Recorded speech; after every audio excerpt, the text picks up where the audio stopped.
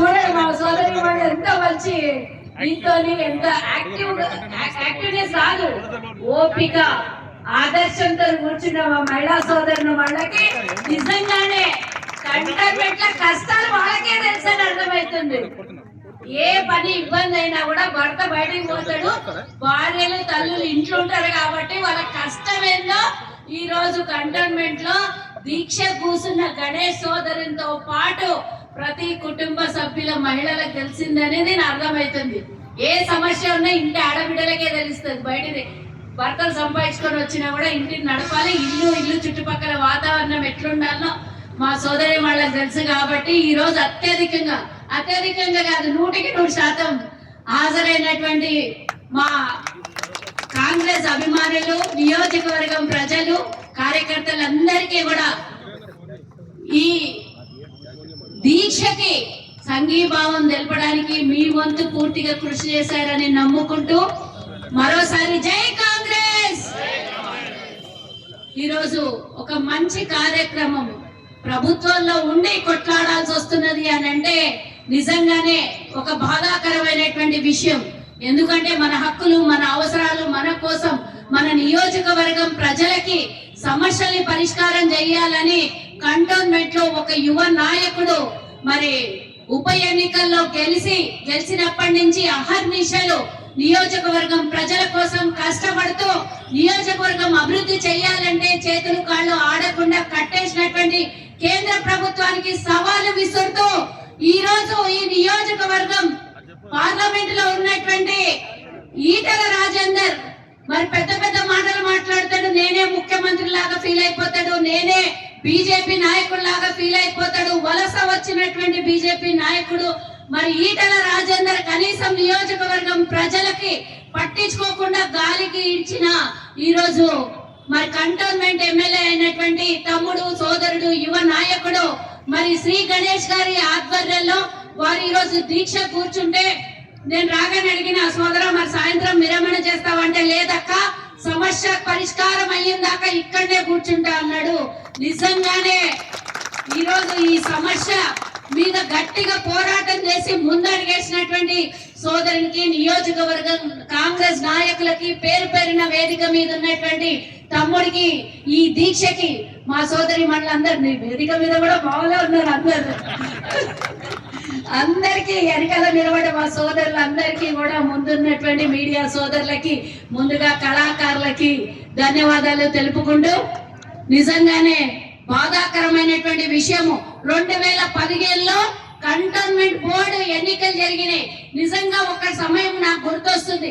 Cantonment board ఎన్నికలు అయితే 2016లో నేను కంటెస్ట్ చేద్దాం అనుకున్నా. అప్పుడు ఇక్కడ నిజంగానే మా వాసవి కాలనీ ఉంది కదా, అక్కడి నుంచి కంటెస్ట్ చేద్దాం అనుకుని అప్పటి నుంచి ఎదురు చూస్తున్నా. ఎమ్మెల్యే స్థాయికి ఎదిగిన నేను పోటీ చేద్దామని. కానీ ఆ కంటోన్మెంట్ ఎన్నికలు 11 ఏళ్ళైంది, ఇప్పటి వరకు ఎన్నికలు పెట్టకుండా ఆ బోర్డుని ఇప్పటి వరకు ఇబ్బంది పెడుతున్నటువంటి వాళ్ళు. నేను కూడా మొన్న జై బాపు జై భీమ్ కార్యక్రమానికి ఇక్కడ ఇన్ఛార్జ్ గా వచ్చింది నేను. ఆ రోజు మనం గల్లీ పాదయాత్ర చేసినాం. పోతున్నటువంటి మోరీలో కానివ్వండి, వాటర్ ట్యాంక్ లేకుండా కానీ ప్రతి వార్డులో జరిగినటువంటి సమస్యని, కనబడుతున్నటువంటి సమస్యని కళ్ళతో చూసినాం. కళ్ళు తెరవకుండా కబోదులు ఎత్తుకొని పోయినట్టు, కనీసం నిమ్మకు నీరెత్తినట్టు 2 సంవత్సరాల దగ్గరకు వస్తుంది. ఏప్రిల్లో మరి పార్లమెంట్ ఎన్నికలు జరిగినాయి, 2 సంవత్సరాలైంది. మరి ఈటల రాజేందర్ ఎందుకు కేంద్రానికి గంతలు కట్టిండా, ఆయనే గంతలు కట్టుకున్నాడా, లేకపోతే బీజేపీ వాళ్ళు అందరు నిద్రపోతున్నారా? ఈ రోజు ఇక్కడ కేంద్ర మంత్రులు 2 ఉంటారు, ఒక సహాయ శాఖ మంత్రి, బొగ్గు గనుల శాఖ మంత్రి 2 ఉంటారు. మరి నిజంగానే ఆ బొగ్గు గనులలో నుంచి వచ్చినటువంటి పొగతోని గిటనా, లేకపోతే ఆ నల్లటిది కళ్ళ కమ్మేసి ఈ రోజు మరి కిషన్ రెడ్డి కళ్ళు మూసుకొని కూర్చున్నాడా?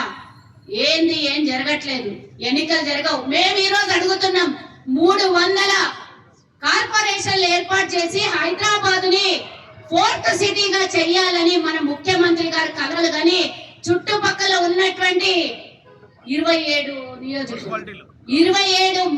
నియోజకవర్గ మున్సిపాలిటీల్ని విలీనం చేసి హైదరాబాద్ లో 300 కార్పొరేషన్ కమిషన్లని ఏర్పాటు చేసి ఎన్నికల దగ్గర రాగబోతున్నాయి. వచ్చే నెల 7వ తారీఖు 8వ తారీఖున మున్సిపాలిటీ డిజాల్వ్ అవుతుంది. మరి ఇంత దగ్గర పడుతున్నా కూడా కనీసం మీరు బోర్డు ఎన్నికలు జరపరు. మళ్ళీ 1 సంవత్సరం ఎక్స్టెన్షన్ ఇప్పుడు దీనికి దగ్గర. మరి ఏం చేద్దామంటారు? ఇట్లా 2015 నుంచి 2 ఏళ్ళు 5 ఏళ్ళు గుంజుకొని పోయి 11 సంవత్సరాలైనా ఎన్నికలు చేయలేదు. మేమంటున్నాం ఈ రోజు తెలంగాణలో కాంగ్రెస్ ప్రభుత్వం ఉంది కాబట్టి నియోజకవర్గం ప్రజల మీద కసి కట్టినరా, లేకపోతే కేంద్రం నుంచి రావాల్సినటువంటి నిధుల్ని 1 రూపాయి కూడా కంటోన్మెంట్ కు ఇయ్యరా మీరు? కాబట్టి మీరు ఇయ్యరు. అమ్మ పెట్టదే అడక తిననియదు. కాబట్టి మేము ఈ రోజు తమ్ముడు దీక్ష కూర్చున్నది ముఖ్యమైనటువంటి కారణము ఇది జిహెచ్ఎంసీలో కలపాలి. చుట్టుపక్కల ఎన్నెన్నో మండలాలలో ఉన్నటువంటివి చిన్న చిన్న పట్టణాలన్నీ మున్సిపాలిటీలో కలిపి కార్పొరేషన్ అయితే ఇది మధ్యలో ఉన్నది. మరి హైదరాబాద్ సికింద్రాబాద్ అంటే హైదరాబాద్ రాష్ట్రానికే Secunderabad heart of the city. అందులో కంటోన్మెంట్ లో ఎంతో మంది మరి ఎక్కడెక్కడి నుంచో వచ్చిన వాళ్ళు ఎంతో మంది వ్యాపార పరంగా ఉద్యోగ పరంగా వివిధ తరగతుల మధ్య ప్రజలు ఇక్కడ నివాసం ఉంటారు. మరి అన్ని డెవలప్ అయితే చుట్టుపక్కల ఉన్నటువంటి పట్టణాలన్నీ డెవలప్ అయిపోయి హైదరాబాద్ లో జిహెచ్ఎంసీలో కలిస్తే ఇది ఒక్కటి మధ్యలో మనం ఏమంటాం చూడు పాకిస్తాన్ బార్డర్ లో కూర్చున్నట్ల హైదరాబాద్ నడిబొడ్డులు ఉన్నటువంటి ఈ నియోజకవర్గం ఏం పాపం చేసింది? మేము ఎన్నో రోజుల నుంచి అడుగుతున్నాం హైదరాబాద్ జిహెచ్ఎంసీలో విలీనం చేయమని. ఎందుకు చెయ్యరు? చేసిన దాకా ఎవరు ఇడిచేటట్లా కనబడతలేడు. మేము ఎవరం ఇడిచినా తమ్ముడు ఇడిచేటట్లా కనబడతలేడు. కాబట్టి కేంద్ర ప్రభుత్వం దిగి రావాలి. కళ్ళు మూసుకున్నటువంటి ఈటల రాజేందర్ కళ్ళు తెరవాలి. లేదా నువ్వు రాజీనామా చేసి ఇంటికి పో. నీకు ఎట్లన్నా నియోజకవర్గం కాదు రాష్ట్ర ప్రజలు కానీ మీకు మీ బీజేపీకి పట్టదు. అందరు ఒక దిక్కు ఉంటే మీరు ఒక దిక్కు ఉంటారు. మా అవసరాలు తీరవరు, కేంద్రం నుంచి రావాల్సిన నిధులు ఇయ్యరు, కంటోన్మెంట్ డెవలప్మెంట్ జరగదు. కాబట్టి మీరున్న దండగానే కేంద్రంలో మీరు అధికారంలో ఉండి కూడా ఇప్పటిదాకా 1 రూపాయి వచ్చినాయి తమ్ముడు? నిధులు ఏమన్నా వచ్చినాయి నియోజకవర్గానికి? కేంద్రం ఏం రావు. అది బాకీ పడ్డారు.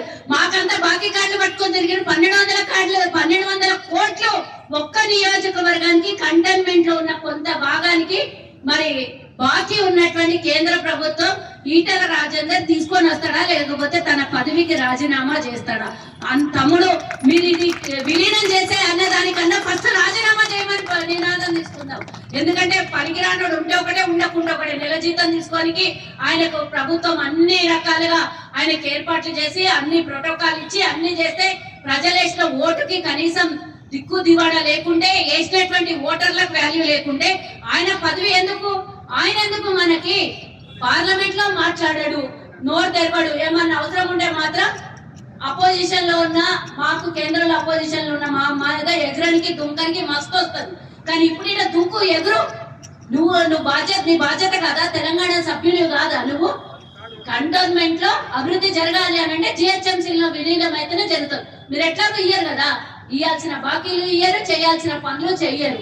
కాబట్టి ఎన్నికలు అవసరం లేదు. మీరు ఏడాదాకా పొడిగింపు చేసుకుంటే పోయి ఇట్లనే ఇంకో 3 ఏళ్ళు ఎన్నికలు వచ్చేంత వరకు మళ్ళీ ఇట్లనే ట్రాక్ చేసే పరిస్థితి మీద ఉంది. కాబట్టి ఇప్పుడు జరగకపోతే ఎప్పుడు జరగదు.